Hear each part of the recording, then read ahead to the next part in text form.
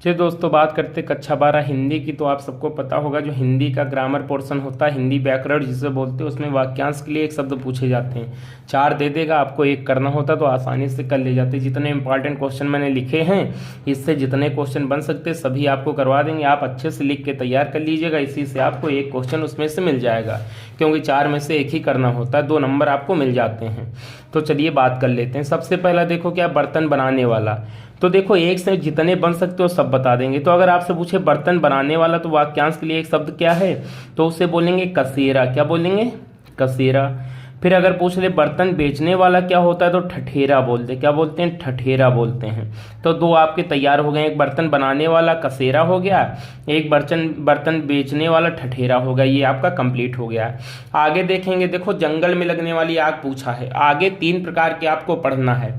एक जंगल में लगने वाली आग, 3 ही आग हैं। एक कौन से? जंगल में लगने वाली आग। एक हो गई समुद्र में लगने वाली आग। किसमें? समुद्र में लगने वाली आग। एक हो गई पेट में लगने वाली आग। किसमें? पेट में लगने वाली आग। तो 3 ही आगे, तीनों तैयार कर लेंगे। बहुत कन्फ्यूजन करती है, इससे आपको एक नए क्वेश्चन मिल जाता है, कंपटीशन में भी पूछा जाता है। तो जो पेट में लगने वाली आग होती है, देखो पेट में क्या पाया जाता है? जठर रस पाया जाता है ना। जठर ग्रंथियों से जो स्रावित रस होता है उसे जठर रस बोलते हैं। तो इसमें लगने वाली आग को बोलते हैं जठराग्नि। क्या बोलते हैं? जठराग्नि बोलते हैं। तो आप जठर रस से याद रखेंगे, जो पेट में आग लगती है उसे जठराग्नि बोलते हैं। आगे समुद्र का आकार क्या होता है? विशाल होता है। विशाल मतलब बड़ा, तो बड़ा को क्या बोलेंगे? बड़वाग्नि। बड़वाग्नि अर्थात समुद्र में लगने वाली आग क्या हो जाएगी? बड़वाग्नि हो जाएगी।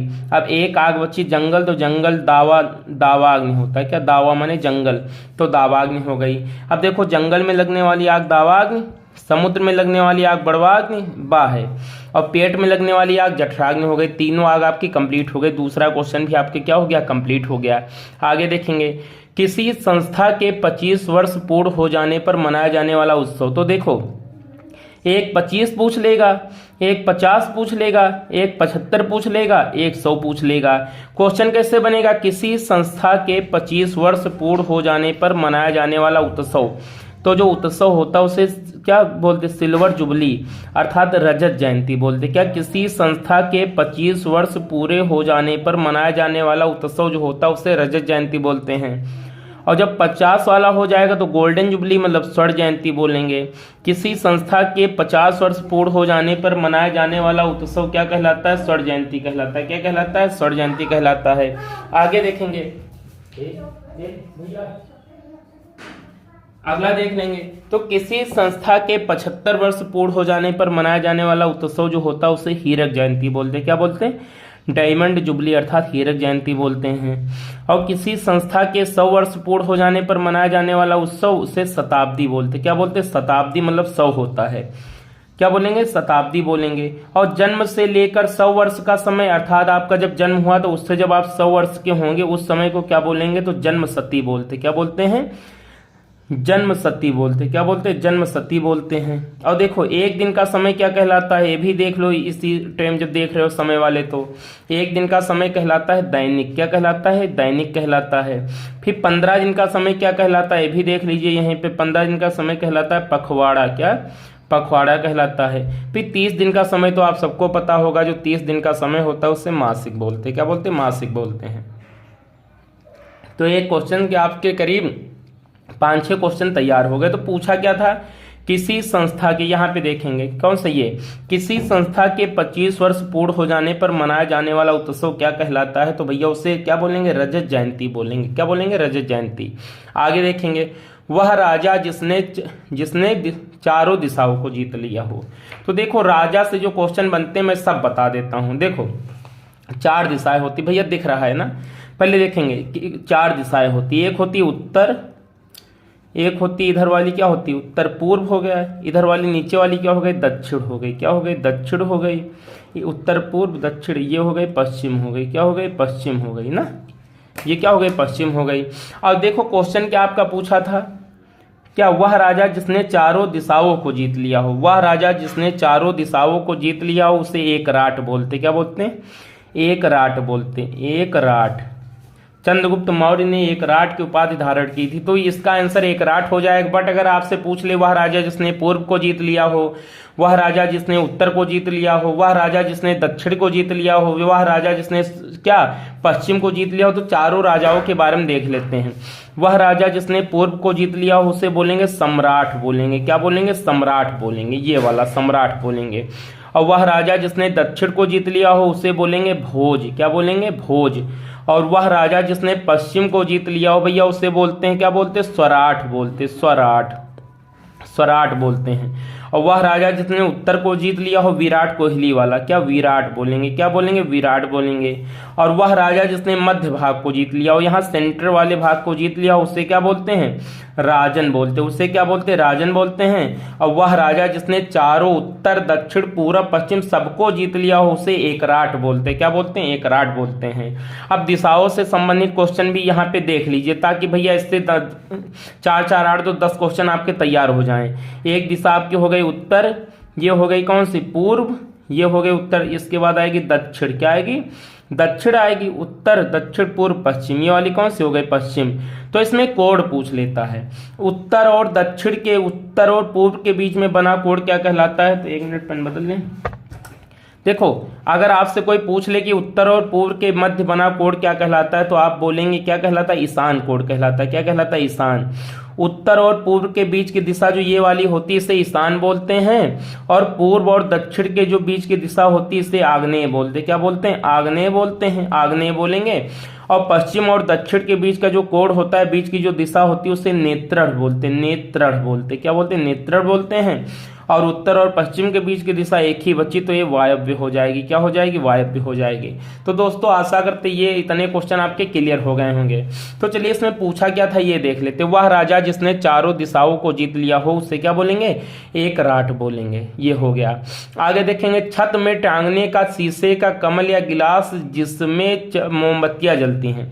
अर्थात दोस्तों मूवी में आप देखे होंगे जो बहुत अच्छी अच्छी इमारतें होती है ना, उसमें झालर टेप लटके हुए होते हैं, मोमबत्ती उसमें जला करती है, उससे बोलते हैं फानूस बोलते हैं। क्या बोलते हैं? ये उर्दू शब्द है फानूस। ये बहुत बार पूछा गया बोर्ड पेपर में, कंपटीशन में, समीक्षा अधिकारी में भी यहाँ से क्वेश्चन मिलेंगे आपको। तो ये फानूस हो जाएगा। आगे देखेंगे, पर्वत के ऊपर की भूमि। क्या बोलेंगे? पर्वत के ऊपर की भूमि। देखेंगे जैसे ये आपका हो गया पर्वत हो गया, क्या हो गया? ये आपका एक पर्वत हो गया मान लीजिए। तो देखो पर्वत के ऊपर की भूमि, एक पर्वत के नीचे जहाँ पे घास वास होती, पर्वत के पास की भूमि। तो देखो पर्वत के जो ऊपरी भूमि होती है उससे बोलते हैं आदित्यका बोलते। क्या बोलते हैं?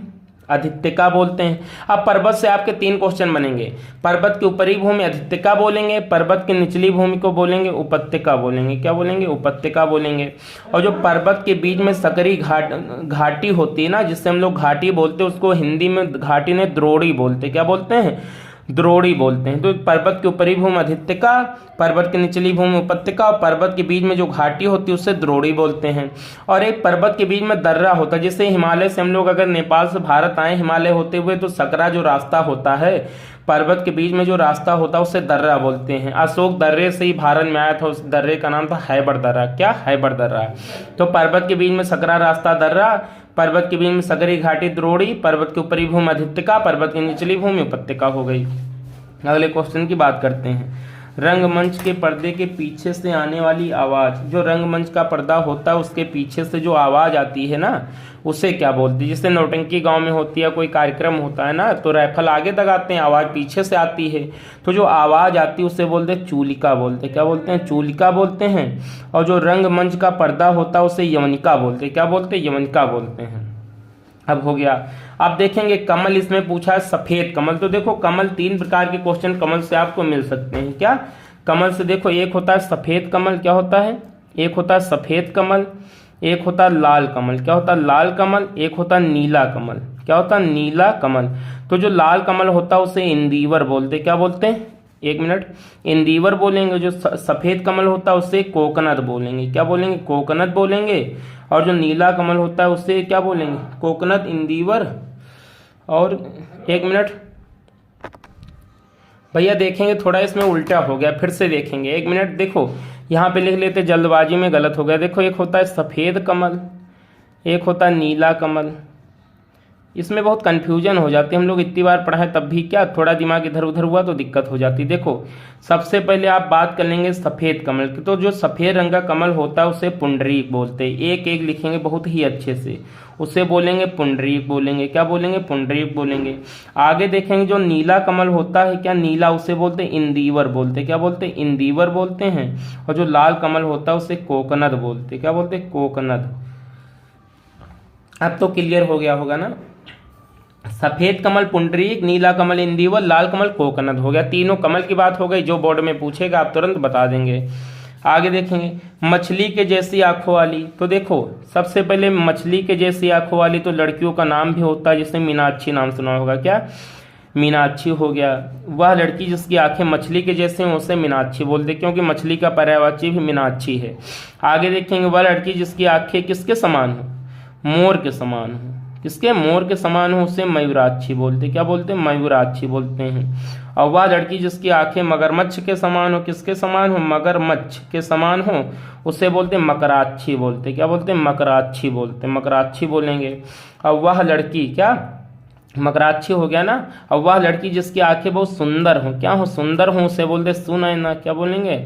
सुनैना बोलेंगे, सुनैना। इतनी आंखों वाली लड़कियां हो गई। चलिए आगे बात कर लेते हैं। वह व्यक्ति जो किए गए उपकार को मानता हो, भैया ये क्वेश्चन बहुत कंफ्यूज करता है। एक होता है कृतज्ञ, कृतज्ञ, ये क्या? एक होता है कृतज्ञ, कृतज्ञ ऐसे होता। तो किए गए उपकार को मानने वाला होता है कृतज्ञ, और जो किए गए उपकार को ना माने वो कृतज्ञ कहलाता है। क्या कहलाता है? कृतज्ञ कहलाता है। तो दोस्तों आशा करते हैं आपको क्वेश्चन पसंद आए होंगे। आप अगर लिख के अच्छे से तैयार कर लेंगे तो आपके मैं दावा करता हूं कि भाई जो क्वेश्चन पूछे जाएंगे बोर्ड पेपर में 4 में 1 तो पक्का कर लेंगे, 1 नहीं 3, 4 में चारों कर लेंगे अगर सब अच्छे से तैयार कर लेते, क्योंकि कॉमन क्वेश्चन मिलते हैं, रिपीटेड क्वेश्चन इसमें पूछे जाते हैं। तो दोस्तों वीडियो अगर अच्छा लगा हो तो चैनल को सब्सक्राइब कर दीजिए, वीडियो को लाइक करिए। जय हिंद।